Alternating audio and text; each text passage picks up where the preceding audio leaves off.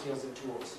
If you've ever seen two pro boxers get into a real fight, it's not boxing any longer, right? So it's like, you know, it's like they're doing this, and all of a sudden one guy hits the other guy. You know, when the bell rang, this guy gets pissed off. All of a sudden, it's this kind of shit. They look like two grade sixers. They end up rolling around on the ground, hammering each other. Chairs get thrown into the ring. What happened to the fucking 10, 12 years? You got two world champs rolling around on the floor.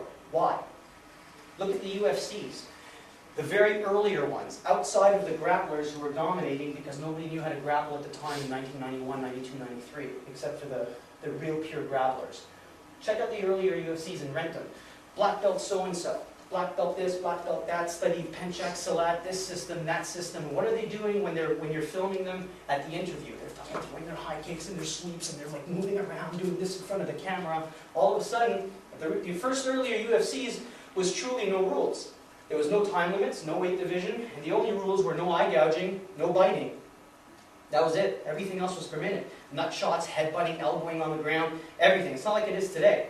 And so all of a sudden you get these two guys who about 30 seconds ago were doing these magnificent techniques on camera, fighting like this. And they're stomping each other in the head, and you're looking at that and going, wow, what happened to all the martial arts? Why am I not seeing this now? Now you're seeing a lot more of it because there's rules. There's consent, there's awareness, there's time limit, there's weight divisions. And so it's a lot more sport-oriented today than it was when it first came out. And so everything has changed. But read the first 3 UFCs again and watch how people are fighting. You're going to sit there and go, there's no martial arts there. About the only people who were actually doing martial arts were the Brazilian Jiu-Jitsu guys, Royce Gracie, the Gracies. That's it. Nobody else. Because all of a sudden, cognitive processing out the window. Uh-oh, some guy in front of me wants to kick my fucking ass and really hurt me now. It's not this any longer. And those that did try this, did anybody remember Ron Van Cliff? In the second UFC or something against Royce Gracie? How long did he last in the stands? About 7 seconds. The fight was what, 30 seconds? Hey man, hats off for going in there. I have an incredible amount of respect for anyone who steps up and enters the ring. I really, really do. Hats off. I ain't making fun either, but I'm just stating a couple of obvious facts. And so you have to understand this stuff. And so what happens is that if somebody is coming up to you and he wants to really fuck you up and hurt you, then gross motor tactics and tools is all you've really got left. The only time you will have access to fine motor skills is when the predator-prey mentality has shifted, is when you deem yourself in full control again. That's about it. The second there's uncertainty or the element of the unknown, you're not going to have access to those tools.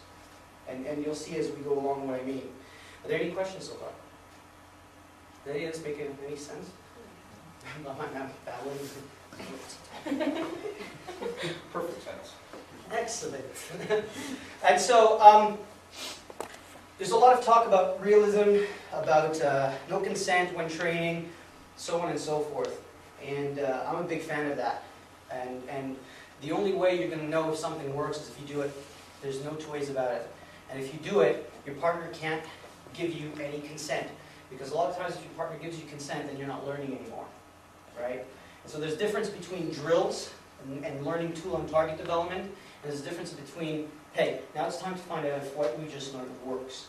Okay? And again, I was teaching a seminar again to another group of martial artists, and I said, how many people here have learned how to defend against a round kick to the head? Everybody raises their hands. I said, how many people here learned how to defend against a two-arm lapel grab? Everybody raises their hands. I said, oh, cool. So I called up one of the higher belt levels, and I said, over here, I said, get me in a two-arm lapel grab. This is what he did. And so I looked at him, I go, what are you doing? And he says, I'm giving you a two-arm lapel grab.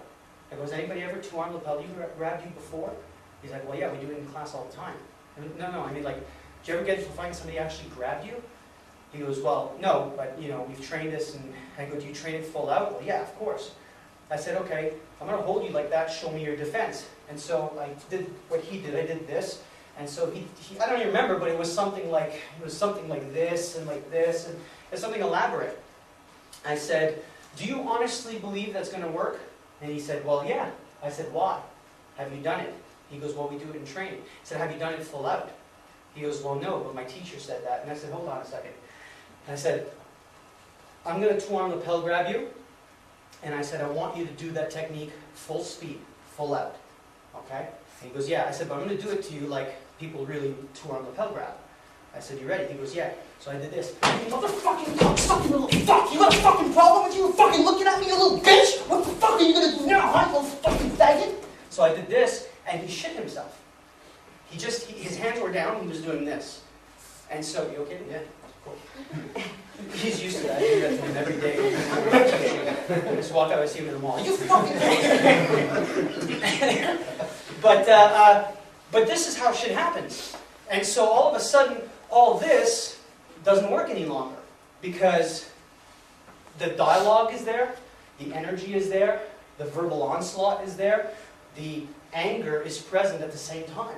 And so, when somebody's pinning you to a wall and hammering you, and it's constant change, there's an evolutionary process in movement. And if we don't adopt to that, then we're not going to be able to react to that.